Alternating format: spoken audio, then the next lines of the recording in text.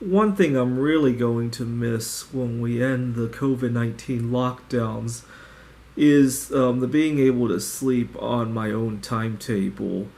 My parents used to complain about my sleep being all over the place. I would make a lot of noise at night. When I had activities to do, I couldn't wake up, and then the whole day I would just have no energy at all. And I remember when I would go get checked up at the doctor, my parents would mention my sleep problems. And when I was very young, I tried a number of drugs. I eventually came to dislike them.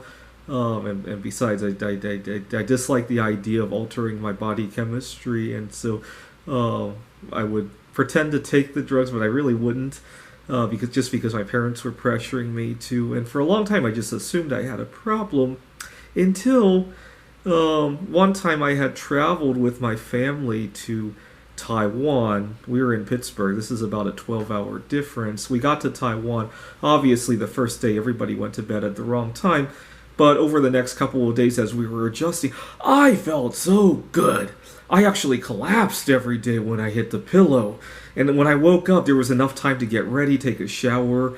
A lot of times I skip the morning routine just because there's not enough time. I get up, and the first thing I know, I'm already driving on my way to work.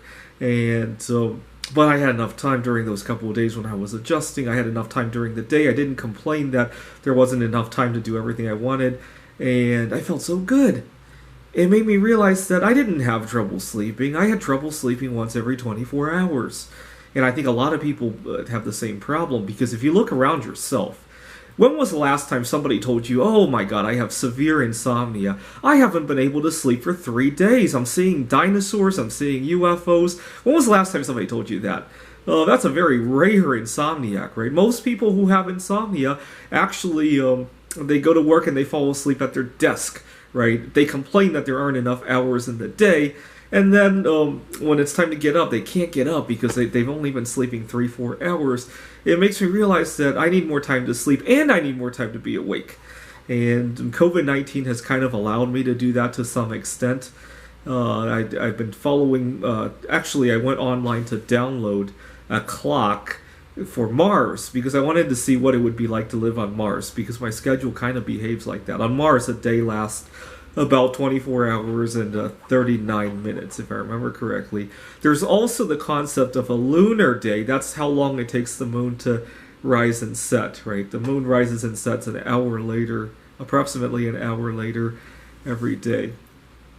When I was working on my PhD, I tried to make a day last 48 hours. I would go to sleep only every other night for like 14 to 16 hours, if I remember. I tried it. I couldn't jump into that schedule. That was the problem. I bet if I actually got there, it wouldn't be too hard to maintain. It was how to break into that 48-hour cycle that was hard, if I remember correctly. I did it a couple cycles until I realized that it wasn't going to work. The reason I liked it was because I used to have a very long commute. And given that how much time I spend tossing and turning every time I go to bed, I thought if I could only commute once every 2 days and toss and turn only once every 2 days, I could save a lot of time. That was the rationale behind it. And besides, 24 hours is just too short, like I mentioned, right? I have a lot of trouble sleeping when I go to bed every 24 hours. I had a hard time breaking into that schedule. I see a lot of discussions on the other extreme, right? The polyphasic sleeping. And I also tried that at one point. What I cannot understand, and this is rarely covered on discussions revolving around this, is how people maintain productivity when they sleep 3-4 times in a 24-hour period. Especially, it depends what you do for a living, right? You'd have to be doing something that's pure labor for a living for that to not affect you, right? Anything that requires any sort of train of thought, I don't know. If anybody's an expert on polyphasic sleeping and they follow it, I would appreciate if you could leave a comment. How do you actually stay productive on such a cycle, right? And what do you do about contingencies, right? If you have something that requires your attention during what you had planned to sleep. It usually, I tried it one time. Contingencies are what throws the plan out the window, right? Aside from the fact that it was disrupting productivity. My dream, I know this is science fiction now, but my dream is to be able to sleep once a year. And the reason for that is I have severe wintertime depression, right? If I could sleep through the winter, or better yet, sleep through the COVID lockdown, right? And then be awake once COVID is all over to do all the fun stuff that I want to do, right? Oh, if I could sleep once a year, I would feel so good. Of course, if the rest of society also sleeps once a year, that might be a problem, right? Everybody would want to sleep through the winter time.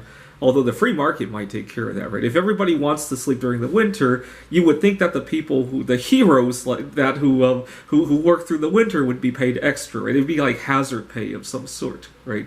Another science fiction idea of mine is I would love to be able to eat just a few meals every year, right? If I could eat twice a year or 3 times a year, basically turn our years into what we think of as days now, right? The reason I would like that is that I could eat a very exotic foods when I travel, right? So maybe once a year I could go to Wuhan and try something at the wet market, right? Just kidding. I would probably eat most of my meals where it's a lot cheaper, right? If I could eat once a year when I go on vacation to Gdansk, Poland, right? Assuming once COVID is over, right? I love to go there and mingle with people there, right? And I could save a lot of money and potentially eat a lot healthier, right?